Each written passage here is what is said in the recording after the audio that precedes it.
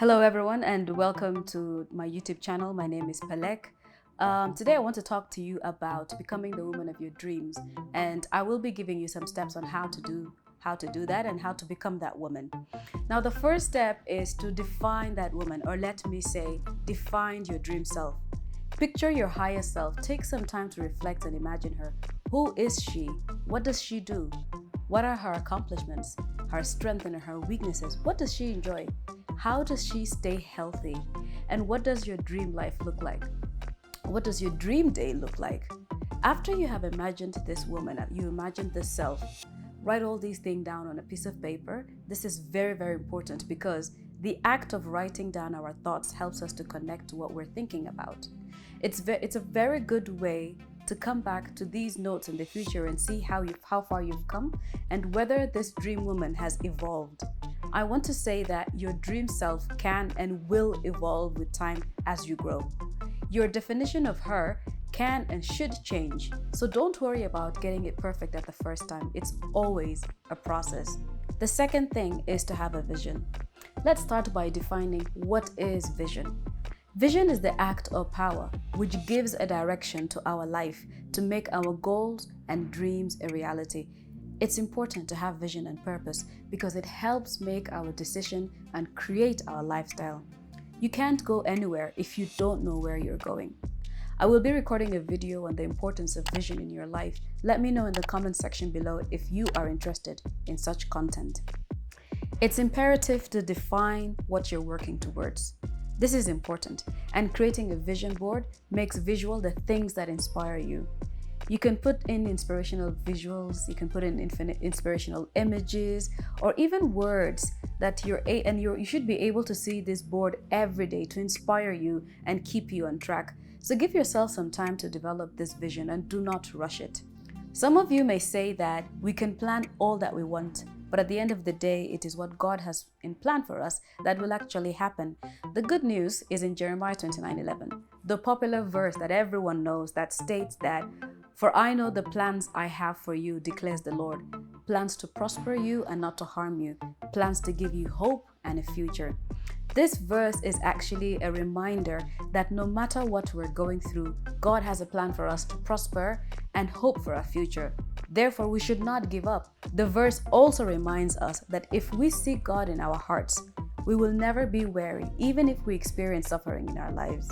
One thing that you must realize is that our vision will never become a reality if we sit back and wait for it to happen. Like all things in life, talking about our vision is not enough. We must get busy and work towards our goals. The third thing is to spend time with yourself. If you already do, spend more time with yourself. Every morning, set aside some time to align yourself with your dream self. That dream self that you have imagined in my first point. Choose a space in your house, in your home, to be designated as a thinking space, a space that is quiet and free of distractions. Every day, take about 5 to 10 minutes to align yourself with that dream self of yours. Picture yourself achieving the things you want to achieve. Picture yourself with the attitude you want to have. Imagine yourself living your full potential. Play it out in your mind a couple of times. Play out how your day would go as the ideal woman you aspire to be and as the best version of yourself. I do this myself, and it sets a really positive mindset for the day. And just as periodic checkups with doctors and dentists help us to take care of our physical health, regular reflection on how we are performing in accordance with our faith and what steps we need to take to remedy any areas of weaknesses helps us to become stronger spiritually. God encourages us to look inwards in order to identify areas of weaknesses so that we can address them. So spending time with yourself, reflecting with the intention to align your life to your vision, purpose, and faith is very important. Sometimes we do feel discouraged, or we may slow down a little bit here and there, and that's okay. In fact, that's very, very normal. All we need to do is to bring out that visual inspiration, that vision board that you created. Look at it, scroll through it. Just seeing those images and those visuals and those words are enough to remind us all the time about the great things we can be and help us to focus on the fact that we can achieve all these things if we try. The fourth thing is to remove negative things and negative people from your life. As most of us already know, the world is full of negative and toxic people, and yes, they are downright draining as well. These people will suck off all your positive vibes and they must be dealt with from your life. However, it is really up to you to decide if someone needs to be kicked off the curb. And after all, we all have our personal limitations and how much negativity we can endure or bear. Nevertheless, acquaintances is a different story altogether. Some people told me at some point in my life that my goals were unrealistic and they were simply out of my depth. If I paid heed to those negative comments or chose to trust in their words, it would have affected my attitude and made me doubt my own abilities. So negative and toxic people will discourage you and will try to slow your race to the top or even drag you down.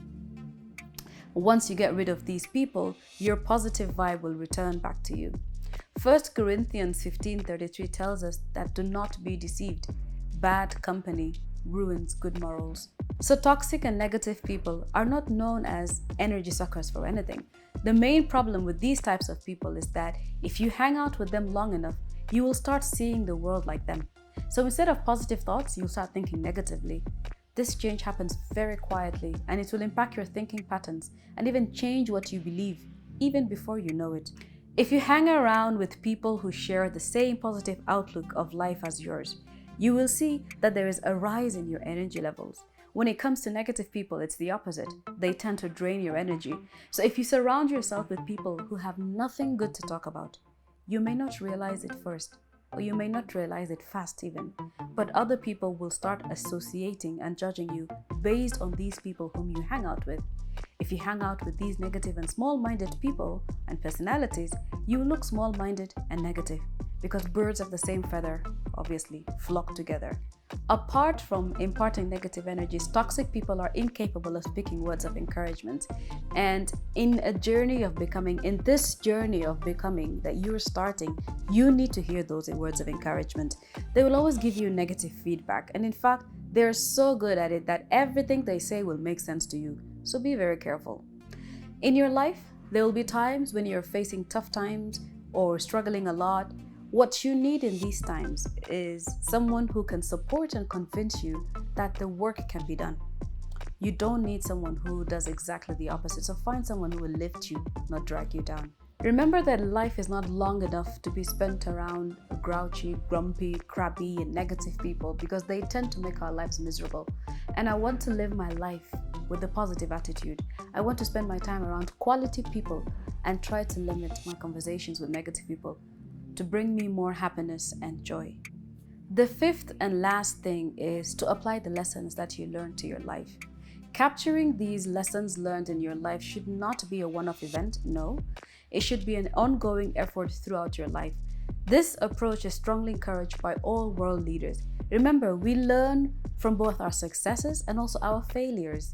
Whether we're using lessons learned to prepare for current life plans or for identifying ways to improve some parts of our lives and being intentional about wanting to succeed, when we don't apply the lessons we learned from our personal journeys, we are doomed to repeat the mistakes and repeat the similar scenarios again. Learning occurs at every stage of life. And sometimes the lessons might not necessarily be from our personal journeys or our personal experiences. Rather, they could be from the experiences of those around us. And sharing these experiences allow us to become more cautious and improve on our future experiences and journeys. I have come to the end of this episode on becoming the woman of your dreams. If you enjoyed this video, please give it a thumbs up and subscribe to my channel. Please comment below on how you plan to become the woman of your dreams. Thank you for watching this video and see you next time.